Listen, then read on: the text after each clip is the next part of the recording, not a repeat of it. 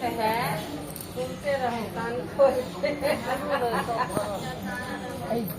भोलेनाथ, ब्रह्मा, विष्णु और महेश तीनों ने आपस में विचार किए थे कि ये बताओ कि पृथ्वी पे कितने नारी ऐसा है, इस युग का नहीं है, इस युग में एक भी नहीं है।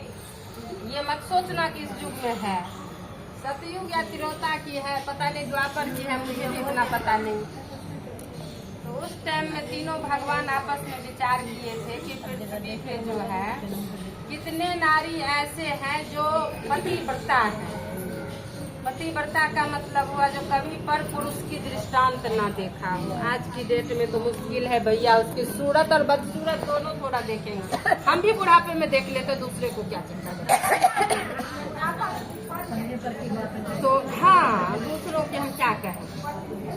देखिए अभी एक शराबी आके लुढ़क गया था, उसे उसका भी सूरत देखे यही पे। कोई बात नहीं, दो बार पंडित जी के नहीं देखियो बस। उन्होंने कहा कि ये बताओ पृथ्वी पे पतिव्रता नारी कितने हैं। तो विष्णु भगवान ने कहा कि महाराज पृथ्वी पे मात्र 11 नारी ऐसी हैं जो वो ऐसी पतिव्रता हैं जो जिनके छूने से पानी जो है अग्नि बन जाते हैं और अग्नि जो है जल बन जाती है। अब वायु को इतना शक्ति है कि वो हवा को अपने मुट्ठी में समा लेती है। वो पतिव्रता नारी पृथ्वी पे 11 है। ठीक है, कुछ का नाम याद है, कुछ का मुझे भी याद नहीं। तो भोलेनाथ ने कहा ये बताओ कि ऐसी, ब्रह्मा जी ने कहा कि ये बताओ कि ऐसी नारी को पता कैसे चले। कम से कम एक आध नारी को तो परीक्षा होनी चाहिए कि कौन पतिव्रता कैसी होती है। तो भोलेनाथ ने कहा ठीक, सारा तो रचा हुआ उन्हीं का कहानी रहता है। भोलेनाथ ने कहा ठीक चले। तो बोले ऐसा करो, इस टाइम अनसुईया की पति जो है कहीं गए, वो घर में अकेली है। तो एक बार ऐसा कोशिश करते हम लोग परीक्षा लेके कि अगर पतिव्रता नारी में धर्म होगा और शक्ति होगी तो अनसुईया से पता शुरुआत करते हैं। तो विष्णु भगवान ने कहा ठीक है चलते हैं अपन तीनों, चलो। तीनों अपना एक ब्राह्मण भिखारी के रूप में वहाँ पे चले गए। तो अनसुईया अंदर थी, उन्होंने दरवाजा ठोकी।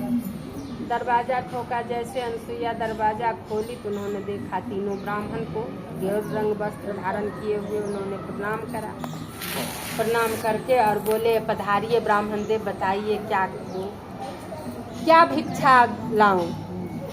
तो तीनों महात्मा ने कहा कि बेटी मुझे भिक्षा नहीं चाहिए, हम तीनों बहुत भूखे हैं, बहुत ज़्यादा भूख लगी, हम तीनों को भोजन करा दो तो बहुत कृपा हो। अनसुईया ने कहा ठीक है बाबा आप बैठो। उन्होंने उनकी बैठने की व्यवस्था करी। अच्छा बोला बाबा जल लाऊं तो नहीं बेटा, तुम खाना बनाओ, हम साथ ही खाएंगे, साथ ही जल पिएंगे। तो बैठ गए। बैठने के बाद वो गई अपना रसोई बनाने। नहीं जाने के बाद उन्होंने घर में गई और सोचने लग गई कि ये तो कोई साधारण पुरुष है नहीं कि इन तीनों को एक सा भूख, इतना तेज भूख लगा है, या ये मेरी परीक्षा लेने आए हैं। जल्दी अपने शरीर पे सिक्त करी और धरती माता पे सिक्त कर दी और वहाँ पे बैठ गई। और जैसे हम मन धारण करके क्या कहते हैं, हम मंदिर पर छे क्या तो कहते हैं, भूल ही जाती है ना, वो पूजा करते हैं। जैसे कहीं किसी भगवान को आंख मूंदते हैं तो अनुभव नहीं आ जाता है वो भगवान वहाँ पे, वो भगवान वहाँ पे है, मानसिक पूजा। तो मानसिक रूप में तीनों का ध्यान करा तो तीनों की तीनों देखे, ब्रह्मा विष्णु और महेश तीन दिखाई दिए। अनसुईया ने हद हो गई और इतनी खुशी हुई कि बताओ मेरे दरवाजे पे ये तीनों भगवान पधारे हैं और मुझसे कह रहे हैं कि मुझे बहुत भूख लगा है, खाना बनाओ। बहुत प्रेम से और बहुत निष्ठा से वो खाना बनाने गई, बहुत प्रेम से बनाई, बहुत ज़्यादा, और खूब खुशी से एकदम से फूल गई। खाना बना ली बेचारी, खाना पीना बना के सारे ठाव बाट करी, उनको बैठने की व्यवस्था करी, वहाँ पे आसन बिछाई, बजाते पूरे व्यवस्था करी।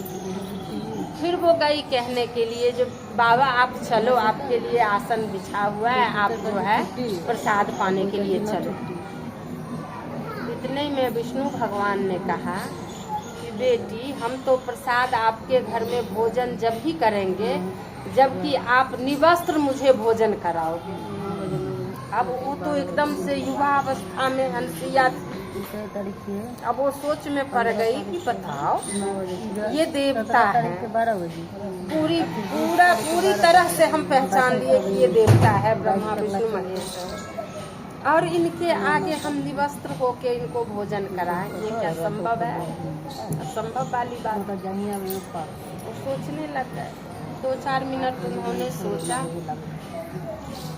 सोच के फिर उन्होंने बड़ी चतुराई करी। बोले ये नहीं पता, ये भगवान मुझे परीक्षा लेने, सच में परीक्षा लेने आए।